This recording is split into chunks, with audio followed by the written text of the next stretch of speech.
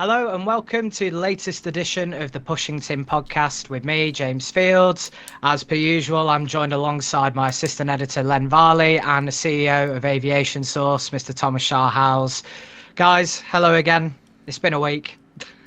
G'day, folks. Yeah, what a busy week again.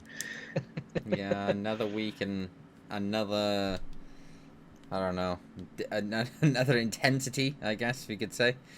The aviation industry, Yeah. once again, showing us all that you can never quite predict where it might head. Well, it's very, very true. So I think, yeah, we may as well get straight into it. We've got a lot to cover in this edition. So we'll start off so we're going to start with an emergency and we're going to end with an incident. So yesterday, October 17th, Air India flight AI 129 from Mumbai to London Heathrow declared an emergency. This was due to a suspected bomb threat made against the airplane. Rather than diverting to Stansted, it appeared to be a false alarm, so it continued on to Heathrow as intended. Len, do you want to give us a bit more background into this and kind of the wider story that we've seen this week? Yeah, well, as context, this comes at the end of what's been a spate of bomb threats in India made against Indian Airlines, which ran from Monday through to Wednesday. So recapping what went on, at least 19 flights were affected by bomb threats. I'll just quickly go over each of the days and we'll come back to that emergency situation you spoke about, James. So starting Monday, this all began. There were 4 flights on Monday, which included 3 international flights which received bomb threats. Of those, probably the most notable was an Air India flight, Mumbai to New York, which immediately after takeoff from Mumbai diverted to Delhi as a precaution after a company received a bomb threat. On that day, 2 other flights, I think they were Indigo flights, but don't quote me, 2 other Indian flights were delayed and held for security checks. So Monday passed with 4 flight disruptions. We then went into Tuesday and it got progressively worse. So there were 7 flights on Tuesday, which were all Indian Airlines again, all receiving bomb threats. These were made via social media, and I'll just come back to that in a moment. So the 7 flights saw another diversion for Air India. They really copped the worst of it, unfortunately. So Tuesday, Air India flight from Delhi to Chicago made a diversion to Iqaluit. I hope I pronounced that correctly, in Canada. So quite a significant international diversion made there. On that day also, Indigo flight inbound from Saudi Arabia to Lucknow was diverted to Jaipur in India. So some serious disruption on Tuesday.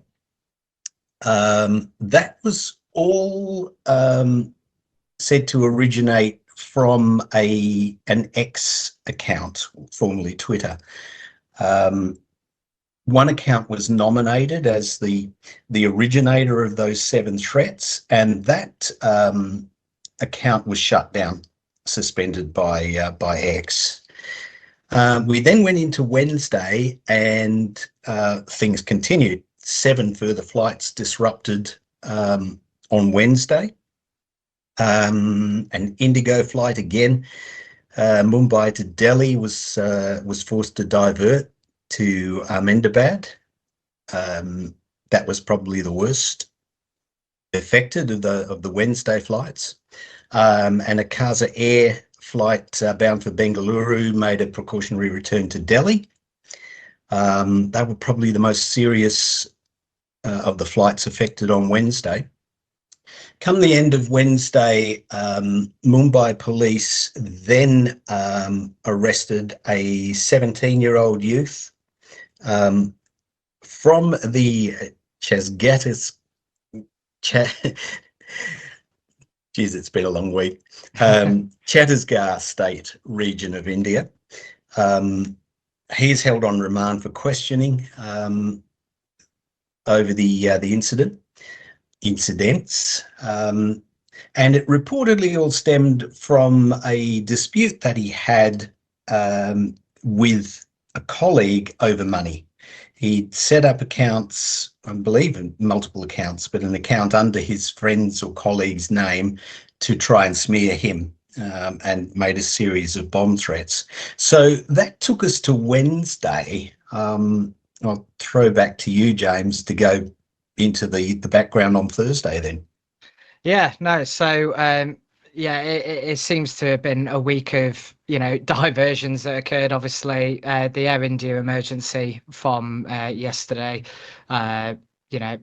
as I stated at the beginning, it was a 777-300ER from Mumbai. The aircraft had to deviate north to Norwich, where after it declared the emergency. Looking at ATC feeds, it looked like it declared the emergency in Dutch airspace. And then as a result of that deviation, the Royal Air Force Quick Reaction Alert Eurofighter Typhoons were deployed to escort the aircraft in case the threat was indeed deemed to be credible. London Stansted Airport is the designated airfield for such bomb threats, which is why it deviated in the direction of Norwich, because it is close by to Stansted. But then after ascertaining that the threat wasn't credible, then the aircraft was allowed to continue on to London Heathrow, and the aircraft did land safely without further incident. Specifically on the Air India 777s, that was the third incident over a 4-day period. So Air India's long-haul flights have been heavily disrupted as a result of this. I think within this as well, there has been some tension, between Canada and India after the expellation of some diplomats. That could be a factor behind yesterday's emergency, given the fact that the 17-year-old was arrested, for the previous bomb threats. But again, we need to let investigations kind of take fold at this stage. Tom, what do you think about all this? Yeah, pretty wild, really, isn't it? Interesting to see really what happens, and to be honest with you, if I was a 17-year-old and I'd been caught doing that, I'd be pretty terrified right now if they do convict him, because I can guarantee you one thing right now is the Tata Group are going to want their reparation payments for the cost of multiple diversions over a week, because it is not cheap. For anyone that's not aware, there are rules of the air about diversions regarding emergencies and obviously services regarding bomb threats and terror threats or anything along that line is on board of a flight or for a general emergency. However, the airlines do have to ultimately fork out the costs of those services once they've been utilised inside the countries they take place in. And some countries, like the UK, I can't imagine that the QRA getting deployed, or the QRF getting deployed, is going to be a very cheap bill to settle. So if I was that guy right now, I'd probably be more worried about where I'm going to come up with a few £billion rather than worrying about smearing my friend's name. But that's just my take on it, really.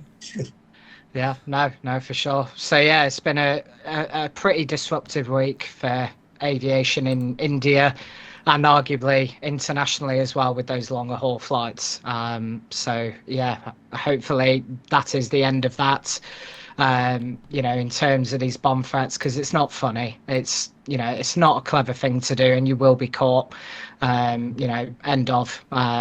So yeah, all our best wishes go out to the affected workers and passengers in that regard.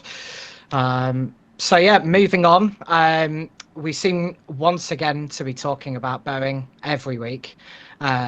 We've had some really big news this week, but before that, in last week's edition of the Pushing Tim podcast, you may have noticed that we were speaking about, whether the 777X program may get delayed. And literally a matter of hours after uploading the podcast, lo and behold, the news came out about Boeing cutting 17,000 jobs, but also delaying the 777X passenger variant to 2026 and the freighter variant to 2028. But that's not the main thrust of what we're going to be talking about in this week's edition. What has come up this week has been the $35 billion bailout plan that Boeing is going for at the moment. Len did a brilliant article on this week about whether it's a strategic move or a risky gamble. So Len, I'll hand it back to you again. Yeah, well, it was characterized as a bailout plan, and I know we were having some discussions about that terminology, but just throwing back to where it originated, the initial reports started to surface prior to this week that Boeing was planning on selling off 15 billion worth of common shares to bolster its financial bottom line.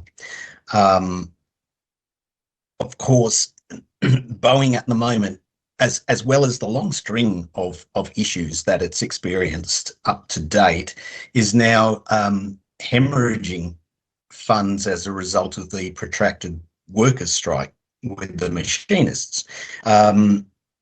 S&P were quoting a figure of approximately $1 billion that they're losing per month as a result of that strike.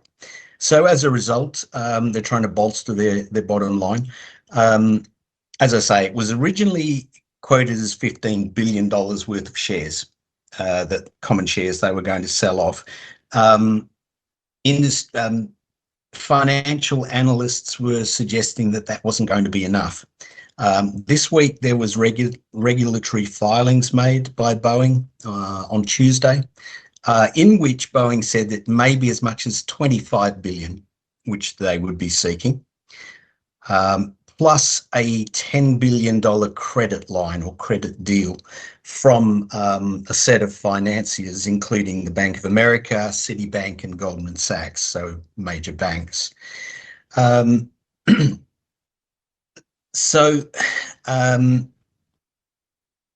Essentially, the speculation is now that Boeing may move in the days following its quarterly report, which is coming out October 23rd. So we'll get some sort of a sense of just what line Boeing intends to take after that. So I would say in that instance, watch this space. We'll be watching that very closely, and we'll put something out once that quarterly report comes out. Yeah. No, Tom, what do you think? I think I'm going to choose my words very carefully after I said that the 777X program might be suspended, and 3 hours later it was. I think Boeing's going to have a really good, strong financial 2 months ahead of it. That's what I think. There you go. That's my take. That's my only take. We should stop the podcast there and move on. I think you understated that a little bit, Tom.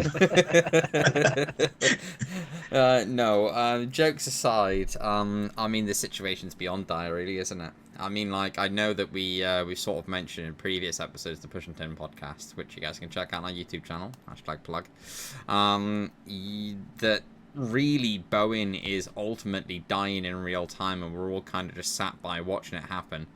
And there ultimately really doesn't seem to be a way that they can stop this. I genuinely never thought that the 737 MAX was bad enough of an aircraft that it might absolutely be the end-all of them. But evidently, it apparently was. It was a project that was so poorly built, so poorly managed, so poorly done. It has just been the undoing of them. I mean, I'm not surprised, to be honest. I mean, they've made numerous changes to the aircraft over the last 5 years. It's gone through numerous FAA and NTSB mandates to have parts fixed, have things corrected, restructured retraining programs, republication of documentations, particularly on MCAS is one that was really highlighted in the last 4 years. So Boeing have really spent a lot of money on it, and to be losing, I think as we were discussing off stream, it's somewhere something around $1 billion is what their current loss is. Was it per week or per month? It's per month. Per month. So, I mean, really, 35 billion of a bailout. I mean, calling it a bailout, but I mean, it's not really a bailout, is it? That, you know, they don't have investors coming on board with this money, with the risk of it having no requirement of repayment. As Len just said, they're bank clones essentially, and so they're all going to need to be paid back with interest on top. And you just really worry for Boeing, I think. And I think it's likely that you might see Boeing enter in Chapter 11 soon. Yeah, I mean, dare I say it? I think this is the where we're headed. This is it. This is going to be it.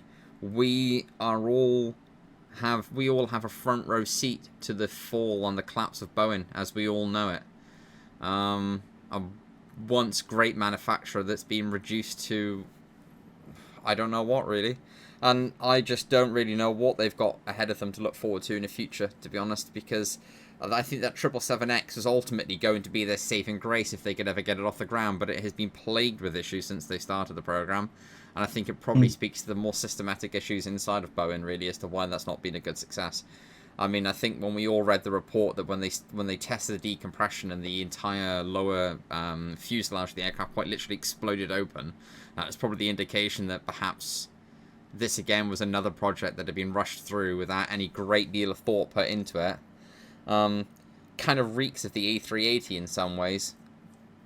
They sort of made the same mistakes that Airbus have. They kind of bit off more than they can chew, really. Boeing have in this case. And so we'll kind of see what's going to happen with them. But yeah, very sad to see Boeing sort of suffer so greatly. But I guess Boeing's loss is Airbus's gain, as they'll probably go on to take their largest market domination in history now against Boeing, and there's really not a lot Boeing can do to stop it. I think the Dreamliner production was the only one that wasn't actually affected directly by the strikes that have been going on this last month. Well, just over a month now. But with those furlough cuts, I think even the Dreamliner production is going to all but grind to a halt as well. And so you really just sort of question, like, you know, what are airlines going to do? The industry as a whole have got targets. They've got carbon neutrality targets to hit. And I think if Boeing continue to reduce the number of planes that they're reducing to make every month down to even half of what they're making right now, there is no, like, mathematically, there is no way airlines can get their new Dreamliners, 777s, 737 Maxes, whatever they've ordered, they're not going to get them off Boeing in time to meet these carbon neutrality hit targets. Yeah, and I think also, you know, especially, you know, to meet demand as well, because, you know, we even mentioned this in last week's podcast, about back at the Farnborough Air Show when Fly Dubai basically put out this whole press release, you know, stating that, yeah, they're not going to receive any more aircraft because of delays. Ryanair's Michael O'Leary has pretty much done the same thing this week. You know, he's worried about summer 2025 because of those delays in deliveries as well. And I think, Tom, also kind of what you touched upon about sort of, you know, the FAA involvement and safety and things like that. Literally minutes before we started to record this podcast, the FAA made an announcement saying that they are initiating a review of Boeing's continued operational safety processes.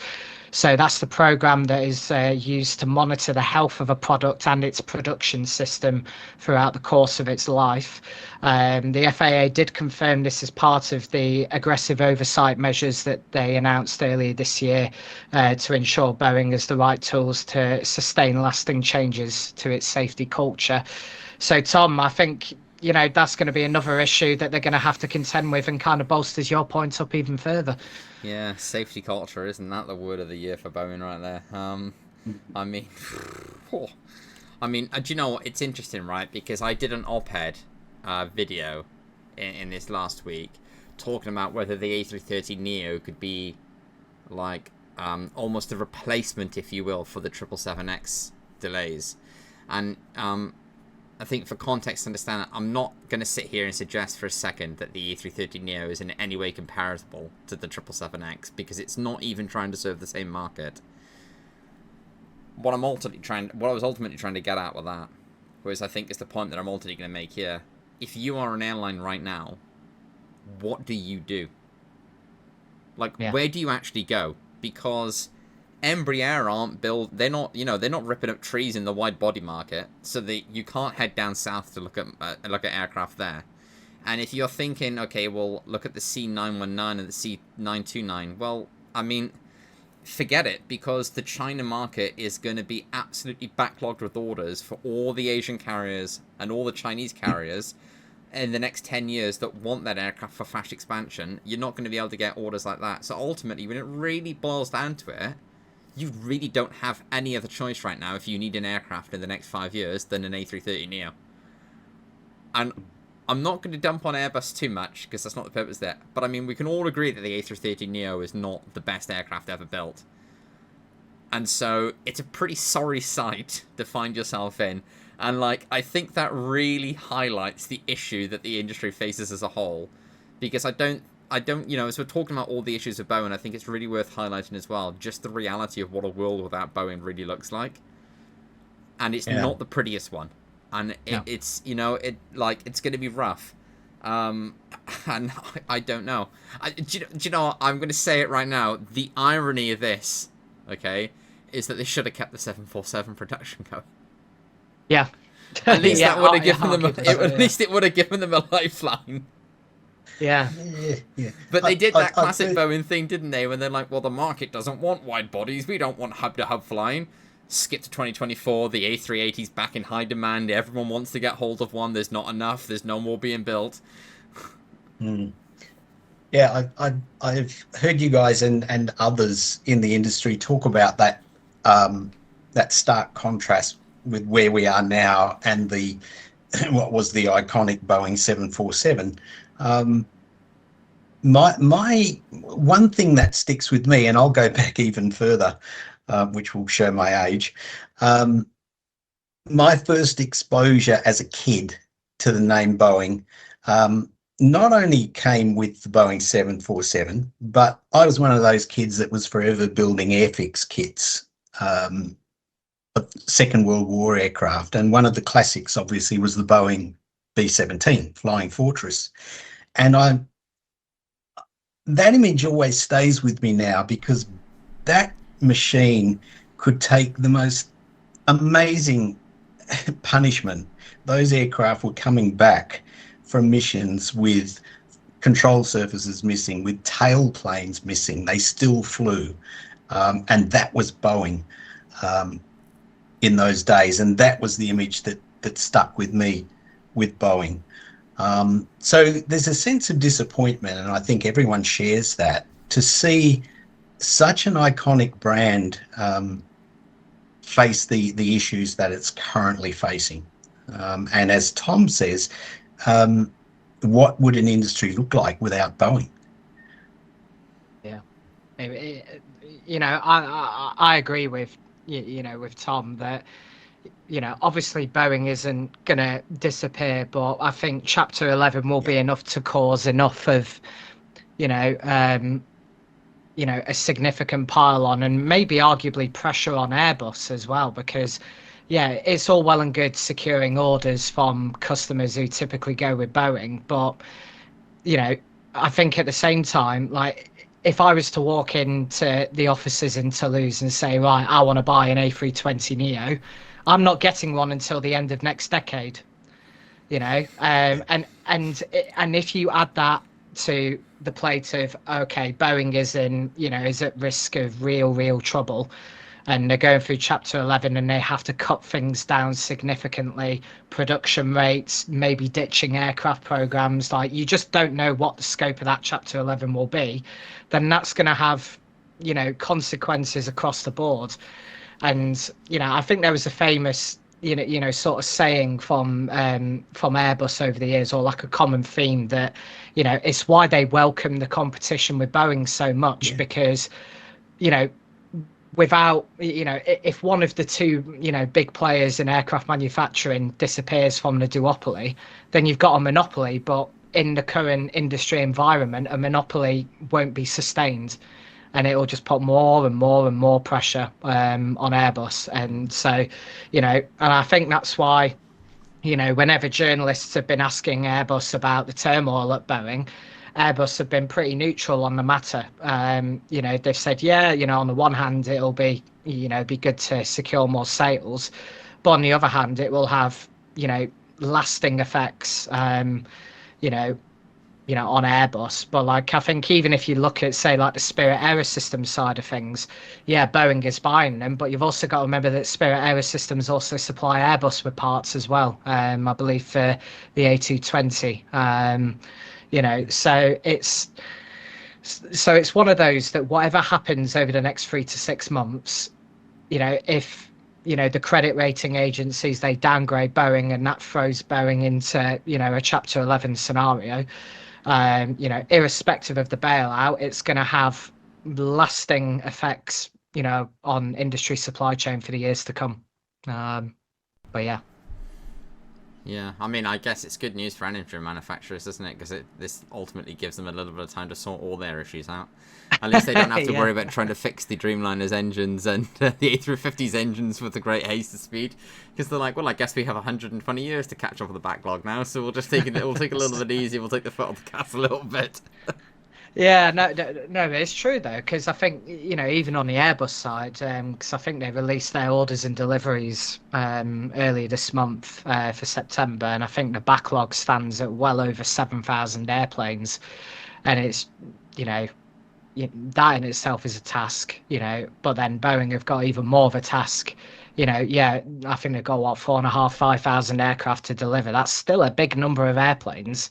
And they really need to, start turning things around quickly. Otherwise, it's going to anger customers. I think, we saw that even this week with the Emirates president, Sir Tim Clark.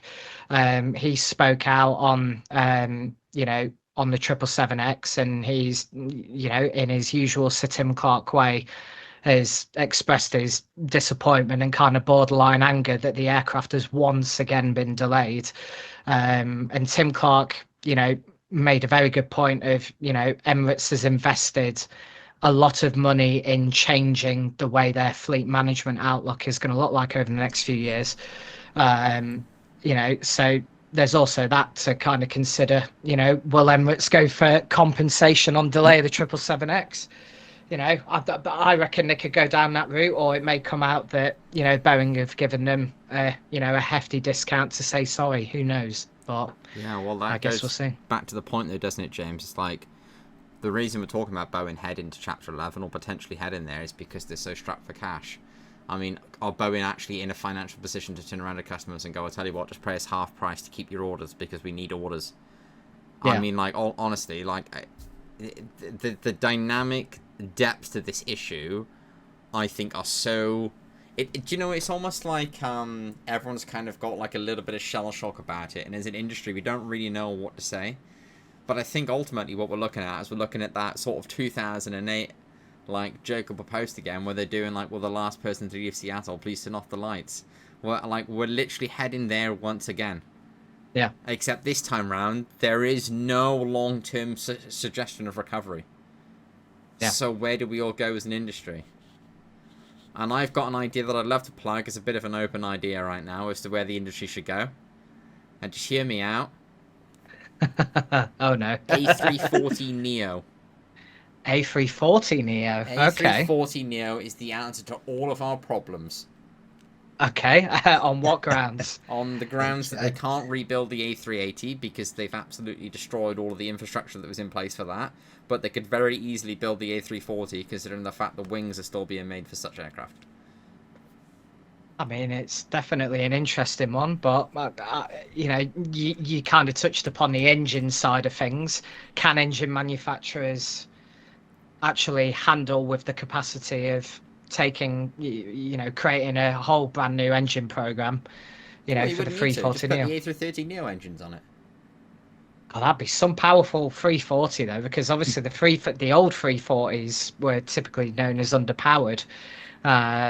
So that'd be quite an interesting take, a much faster 340. Yeah, there you go. See, you heard it here first, folks.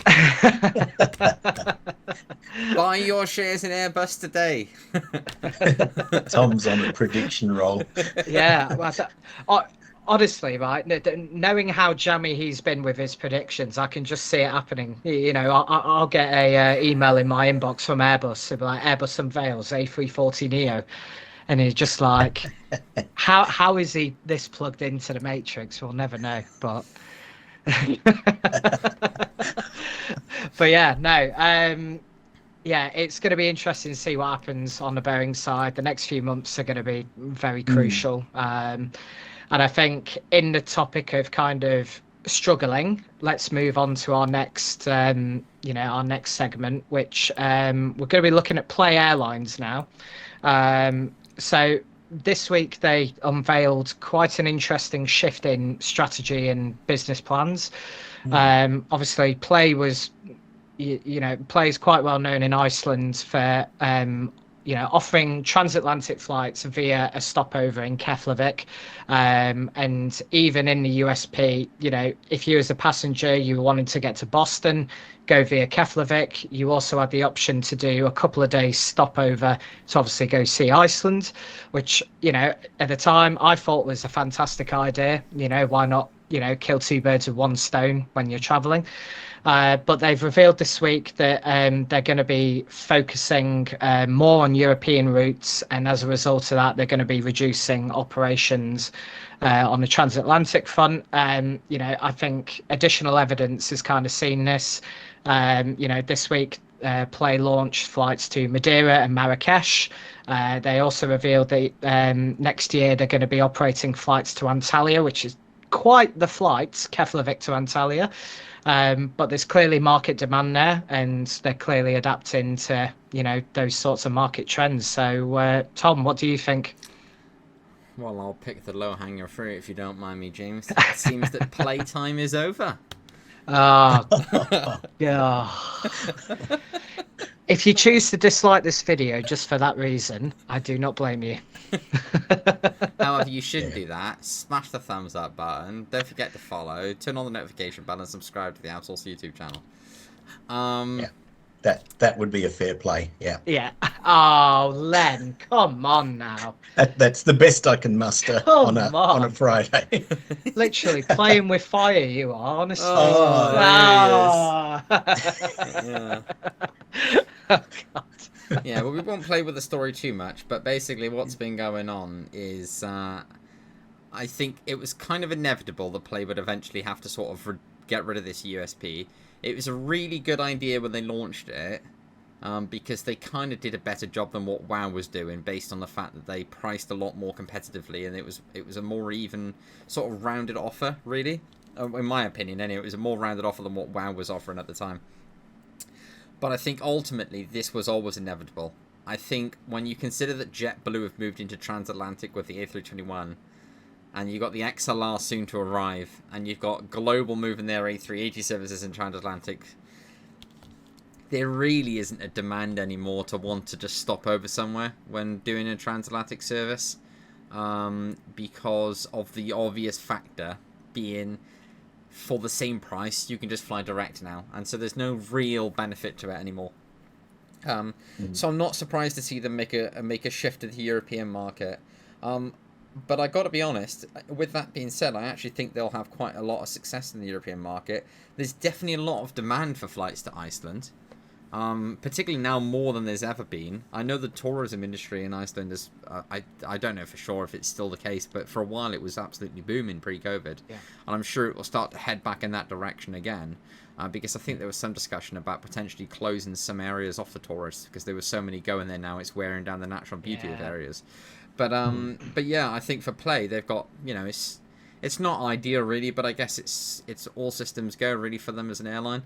They've got a lot of opportunity there to expand on. I know that EasyJet and Ryanair both do operate flights to Keflavik, and obviously you've got Iceland Air as well.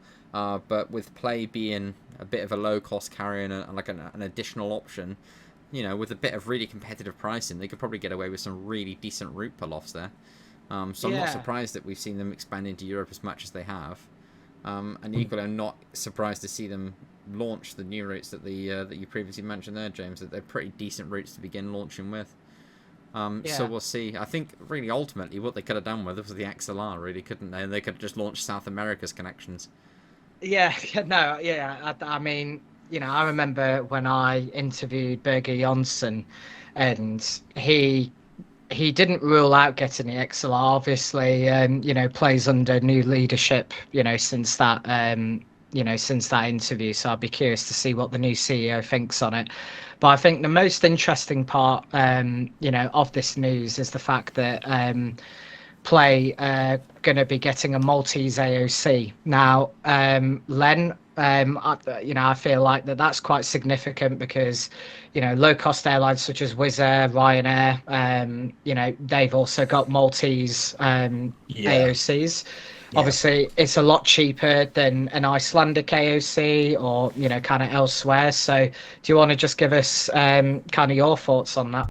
Yeah, so the the Maltese AOC, so that's looking like it will come in spring 2025 for Play, and they'll deploy 3 or 4 aircraft as well. But I know you've said you kind of saw this coming with the transatlantic routes, with the North American side of their operation. I would have to say I didn't. However, I'm not as intimately familiar with Play as what you guys would be, coming from down under. One thing that's impressed me with Play, though, is they are remarkably consistent with their on-time performance. With their operational side, they seem to be tighter than a fish, proverbially, and I think that's something that will work in their favour going into the focus on the Southern European market. They've been impressive, I think, without exaggeration, having seen their quarterly results over a period of time. Consistently, they're on the money operationally. And their financial bottom line isn't bad. They've just said with this announcement this week of the pivot in sort of network focus that the increased capacity on the North American routes didn't work in their favour. The yield dropped as a result. However, they're still in a good position. They've revised their earnings forecast down for 2024 as a result. But in the scheme of things, I don't think that's massively bad for the airline. They appear to be in a good position, and I guess they're pulling back to focus on what they do best with the Southern European focus. Yeah, I think so. And, and forgive me for the pun here, but one thing that I have noticed about Play is that they do tend to play around with their route network quite a bit. Typically what I've seen is that Play operate a lot of routes. Yes, I know, I can see the disdain on your face, Tom. What they tend to do is that they add routes on a seasonal basis, and I think that flexibility has suited them. They can kind of pick and choose what routes they want to go for, based on seasonality. So I'd be curious to see whether this is just a temporary measure, for the next 12 months, and whether they'll give it another go. But again, I think, geographic location of Iceland, it may not, work in their favour as much. I think also, I'm very sure United Airlines will be adding services to Keflavik as well, so that could be another factor. You've also got their competitor Icelandair as well, that operate quite a substantial route network into North America, as well as like the 757s and the 767s. They sometimes use the 737 MAX, which again could also be a sort of competing factor in terms of cost as well. So I'd be curious to see how it all goes moving forward. Yeah, and for people watching that have an interest, this will be another watch this space, because Play have said this week that they're going to provide more detailed plans on all of this in their third quarter report. That is coming out on October 24th. So that's another one we'll be looking out for, and you'll certainly get the news when that comes out. That'll give us a bit more of Shine a bit more of a spotlight on what they actually plan to do with this pivot. Yeah, no, for sure. Tom, what do you think? Well, I'm just plugging myself back into the matrix here. I am predicting an A321XLR order and an expansion to the South American market. Since it's like pretty much, I don't actually know of any South American-based carriers or Mid-America's based carriers like Mexico, Guadalupe, all those places in the West Indies as well. I don't actually know of any or many airlines that operate flights to and from Iceland there, so that's potentially a really lucrative market option for them. I don't think Iceland Air operate that many services to that area at all either. No, I don't think they do. I think it is an open market that hasn't been tapped into yet. So, I mean, it's definitely an interesting call. Yeah, I mean, if they can get a good route established aspect inside of, Europe, they can offer people the chance to go to the West Indies, which not a lot of European-based carriers actually do offer. I mean, I know you have people like Air Caribes and, French Bee that operate those types of services, but, generally, it's not, island services and stuff like that are quite very limited in terms of, airline operations. So something like the A321XLR or even just the A321LR, the neo variant of it, that could be very beneficial for them. So I think that's potentially something you might actually just see them drop onto quite quickly. Yeah, no, for sure. I mean, as is with play, it's always a watch this space. They throw out so many announcements every month. Things still continue to be exciting for them. I think it's 3 years that they've been in business now, because they so happen to launch operations on my birthday. That's kind of how I know how long that they've been in business for. Obviously watch this space with play. So 42 years. Yeah. Oh wow, you cheeky man. Cheeky man. I can't believe this will be their 43rd year then next year. The cheek of it. The absolute cheek of it. I don't look a day over 21. What are you on about? But well, we shall see what happens with play moving forward. They clearly know what they're doing, so we shall watch that space and see what happens. Kind of moving on to our second to last story. This has been coming out of Southwest Airlines and Showdown with Elliott management. Len, do you want to give us the lowdown on this? Yeah, this is another latest installment in something that's been going on since about the middle of the year with Southwest Airlines, so US low cost carrier. They've been in something of an ongoing battle with a group called Elliott Investment Management. That's a hedge fund. They have an 11% stake holding, I believe, in Southwest Airlines. And they have been quite vocal since about June of this year. Essentially, Elliott's take on the Southwest position is that the Southwest board is outdated. They believe that Southwest management need to be far more aggressive with their cost cutting and revenue growth. And they've really gone for the jugular, I think, with Southwest with this. They're very outspoken. Coming back off their, I'll call it an attack because it is quite aggressive, I think you'll agree. Coming back off that, Southwest in response had a major board shake-up. So there was quite a significant response from the airline to this challenge. Executive Chairman Gary Kelly is retiring from the board. That'll be after the 2025 annual general meeting, and there's 6 directors from Southwest board then stepping down in November. So there's some big management shake-up which has stemmed from this aggressive attack by the stakeholder Elliott. Elliott are not happy with that.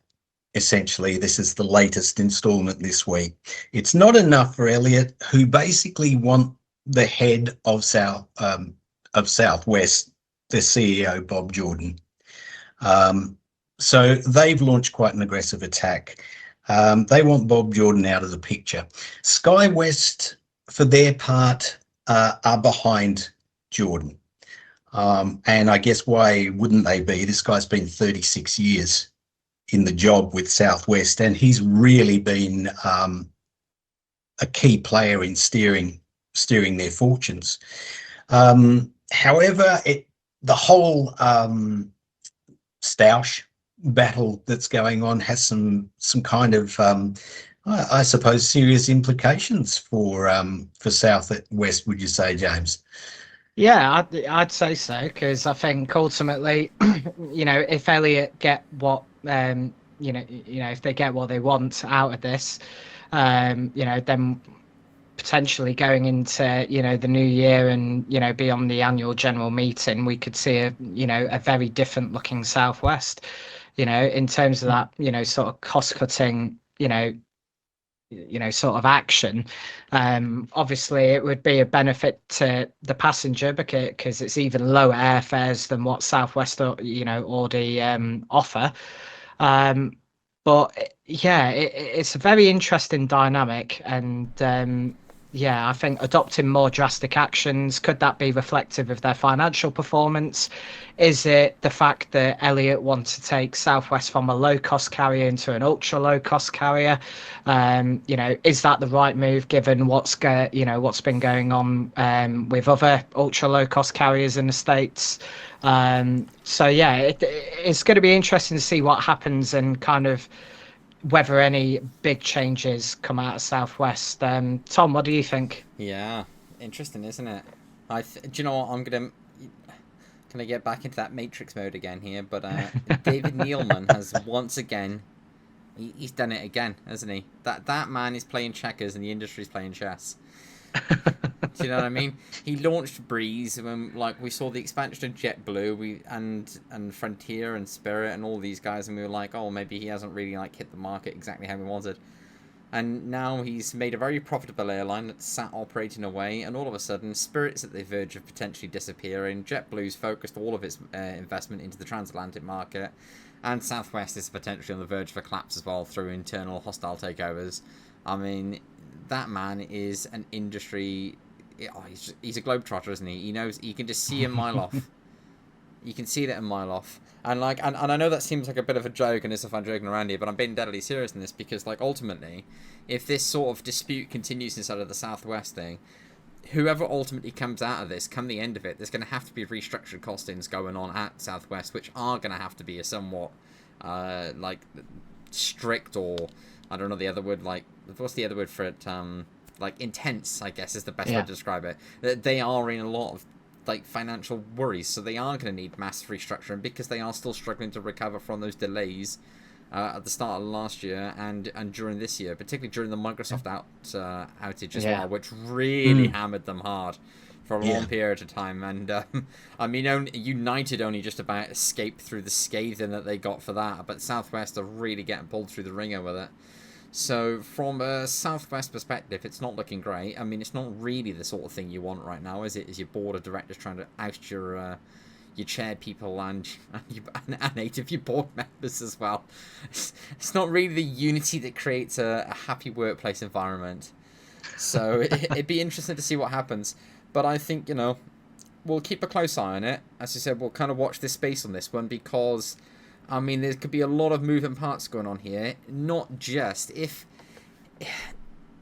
this company does go for that hostile takeover, there's nothing to suggest that the pilot unions won't step in here to protect jobs and potentially do mass walkout strikes as well. And so we could ultimately really see a lot of traumatic times come in for Southwest the next year. Even in the next month, never mind the next year. I mean, those pilot unions that, Southwest particularly, I mean, their theory, those guys are older than time almost. I mean, Southwest is one of the oldest airlines still operating in the US. Yeah. That union's been around for a long time. They have a really good understanding with their members. If the board want to restructure the airline that aggressively and make it ultra low cost, that's going to come at the expense of a lot of experienced captains and a lot of mid-ranged first and second officers as well. And I can tell you right now, there's not going to be a lot of senior first officers getting ousted without the union having a big say in it. So, I know that they haven't announced job cuts yet, and you know, people will say, well, this is fear mongering and all that. I mean, we're not suggesting there's going to be job cuts, but the ultimate bottom line is the airline needs restructuring. One party wants to make it ultra low cost, the other one wants to keep it the same it is, but just sort of restructure elements to save cash flow. But whichever ultimately comes of it, yeah, interesting times ahead for Southwest. And particularly with Spirit struggling as well, probably not the right time to be thinking about a restructure.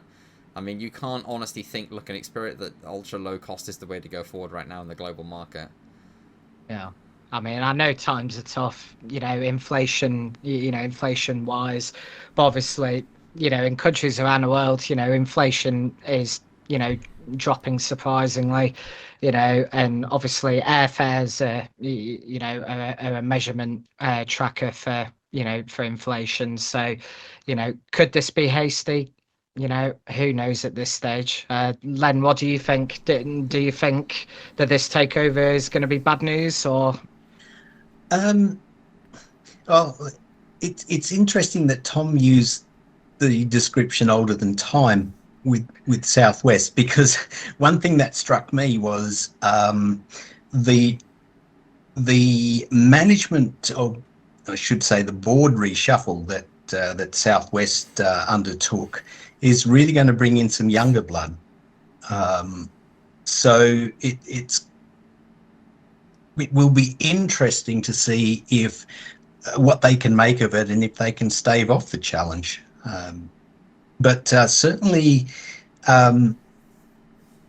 Elliott, I've certainly hung on like a dog with a bone since mid-year. They're not letting it go. They're very outspoken. I wasn't aware of the dynamic until it was brought up mid-year. But what interested me was the fact that this is an 11% stakeholder, but Southwest made quite a big change as a result of that attack. So that perhaps gives a sense of the clout that the Elliott Group has. That's the thing that stands out for me. So it will be very interesting to see what their next move is with this. Yeah, no, for sure. Tom, any final remarks on this story before we move on? Yeah, don't buy shares in American-based airlines right now. The Matrix once again. Yeah, and welcome to our outsourced top tips. Great success. Very nice. Brilliant. Well, in that case, let's go to our final story. Obviously, as I said at the start of this, starting with an emergency, ending with an incident. This was a story put out today by Len of an American Airlines 787 ingesting a cargo container at Chicago O'Hare. Clearly, that aircraft was a little bit hungry after arrival. Len, do you want to give us the lowdown on this very unique incident? Yeah, that was some major ingestion, wasn't it? Looking at the images, and for viewers who haven't seen it, you'll find that on our website with the photographs. I'm kind of flying solo. I haven't got any notes on this, but I've written it today. So it was a 787-9, which had come into it was Chicago O'Hare from London, I believe. Yeah. So it was the aircraft was taxiing in after landing. From the early reports, it was following an Air France aircraft, an A350, which was also taxiing in. Now, at the same time, it appears that on a service road nearby, a number of what's called ULDs, the standard cargo containers, were being transferred to an aircraft via a service vehicle. It appears that one of those containers went loose as a result of going through the jet wash from the Air France A350. That container then found its way to the right-hand engine intake of the 787-9 Dreamliner, which promptly ingested it and did a damn good job of it too. Yeah, it didn't break a sweat, did it? That jet engine, did it? No. Yeah, it gives you a kind of a sense of just how powerful those engines are. I think you were saying that, James, earlier on. It looks like it's done some, I don't know, it's significant damage to the engine, and you can just make out forensically the remnants of the cargo container. Well, yeah, I mean, obviously from the images, like quite a lot of the engine is still together. So yeah, it just shows how strong those engines are. Oh yeah. It's also key to note that both the FAA and American Airlines have both put out statements on this incident. So the FAA has acknowledged the incident. They said that passengers were deplaned normally. But American Airlines, in their statement, they gave a bit more sort of detail. So they said, after safely landing at Chicago O'Hare, American Airlines Flight 47 with service from London Heathrow reported damage to its engine while taxiing to the gate at O'Hare. The aircraft has been taken out of service to be inspected by our maintenance team. Safety is our top priority, and we thank our team members for their professionalism and our customers for their understanding. American did confirm that there have been no injuries, thankfully, and airport operations at O'Hare were not impacted. But even so, Tom, quite a unique incident in itself, really. Yeah, I mean, it's not something you see every day at the airport, is it? I mean, I can't imagine, if you're a pilot, you've had a nice long flight all the way from London Heathrow to Chicago, and you finally touch down and you think, oh, it'd be really nice to get to the gate now. I can finally clock off. It's been a long day. And you just start hearing a screeching clunk as something clearly has gone wrong, followed by probably a plethora of alarms and whistles inside the cockpit. They must have been so confused as to what happened. Yeah. No. But I mean, I think the better question, and really ultimately one that should be asked, which obviously will be asked and we'll get the answer to once the NTBS investigation is out. Why was there a service vehicle driving so close to two wide-body aircraft taxiing? I mean, you're just asking for trouble there, aren't you? Oh, grief. Honestly, it's it's not like the A350 and the Dreamliner are particularly small planes. They're not exactly, they do stick out a rather bit. And that XWB, that Trent, that's quite a powerful engine in its own right as well. So if anything is going to detach a cargo container, it's likely going to be that.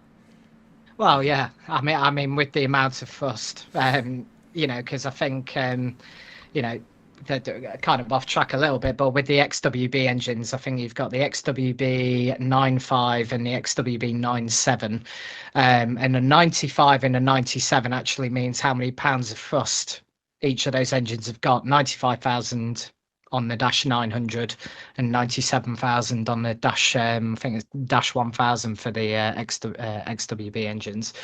But yeah, it just goes to show that amount of thrust, even when the aircraft is not operating at full power, it can cause some damage, as we have seen in in this incident yesterday that took place. So yeah, I think outsource top tip: if you're a ground handler, don't drive in between two wide bodies, I'd say. So yeah. So you would say that really sucks. Yeah. Well, I mean, it could be worse. The ground handler could be playing around. You never know. So yeah, but yes. Cool. Gentlemen, any final thoughts on this incident before we bring this fun session to a close? Oh, plenty of thoughts, but none appropriate for this stream. Well, I'll take that as a no. In that case, it's plug time. Tom, do your best. Every day, hundreds of independent media outlets around the world are left struggling needlessly and endlessly through corporate greed and meta-based blocking. But you can actually help by becoming an eco member program today and subscribing for just $6 per month. not only can you help us at Aviation Source make this amazing content that you get to enjoy for free every single day, all week, 365 days of the year, but you will also be helping save the planet. As for every donation we get, we will plant 2 trees in your name in one of our farms around the globe through our partner, One Tree. We are very proud to partner with One Tree. They're an incredible charity. They're doing phenomenal work. So don't delay. Subscribe to our YouTube channel. Head over to our website, or in the description below, click on our Patreon link, become a Patreon member, and please support us. Your support really does help, and anything you can give, even if it's just a small monthly donation as well on our lower packages, anything you can do, please subscribe today and help us to continue to grow and continue to be here every single day to provide you this content that we all love making, and we hope you love enjoying to ingest. Yeah, I love to ingest. I see what you did there. That's very good. That was very, very good. Gentlemen, thank you as always. And thank you, the viewer, for watching this edition of the Pushing Tim podcast. Thank you for obviously following us to the end of this episode as well. If you enjoyed it, then be sure to like, comment your thoughts, about this week's stories, and be sure to subscribe. We're putting out multiple numbers of videos out every day on the channel, so be sure to keep notified on what's going on in the industry. So for now, thank you very much, and we'll see you next week for the next episode. Yeah, goodbye. Cheerio. Everybody. Cheers, everyone. Take care.